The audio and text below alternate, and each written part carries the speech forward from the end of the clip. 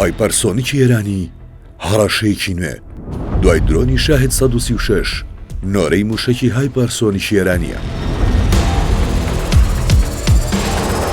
هەفتەی ڕابردوو سوپای پاسداران دروستکردنی موشەکەکەی ڕاگەیاند.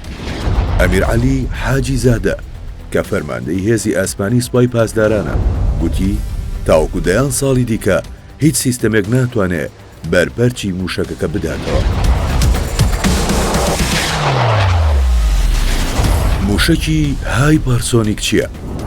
سێ جۆری هەیە کە بریتین لە موشەکی کروز، هایپەرسۆنیک، بالیستیکی ئاسمانی و گلایدەری هایپەرسۆنیک. موشەکەکە لە کاتژمێرێکدا دەتوانێت 1235 کیلۆمەتر ببڕێت. دەتوانرێت گلایدەر هایپەرسۆنیک لەسەر موشەکی بالیستیکی دۆنگ ئەفەنگ سیوێکێکی شۆربەردا بدرێت.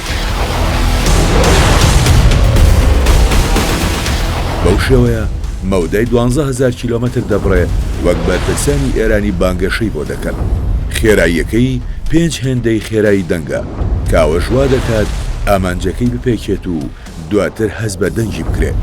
گلایدەر هایپەرسۆنیکەکان هەڕەشەیەکی گەورن بۆ سەر سیستەمی بەرگری پێشکەوتووی موشەکی بە پێچەوانەی موشەکی بالیستیکیەوە ڕێڕەوێکی پێشبینیکراویان نییە.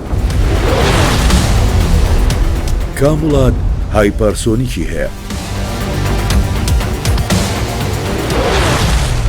رووسیا و چین بە پێشەنگ لە بەرهەمهێنانی چەکی هایپەرسۆنیکدا دەنرێ. ئەمریکاش بەرنامەیەکی فراوانی بۆ بەرهەمهێنانی هەیە.